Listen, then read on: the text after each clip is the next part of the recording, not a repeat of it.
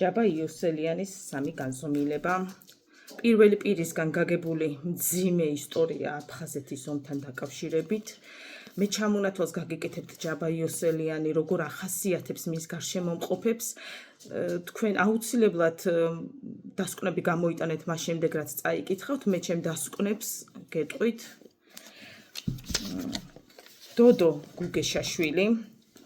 ჯაბა იოსელიანი დოდო გუგეშაშვილს ახასიათებს საუკეთესო პიროვნებად, სანდოდ, უღალატოდ და დოდო გუგეშაშვილი მის გვერდში იყო ბოლომდე და ის იყო მისი ერთგული მეგობარი.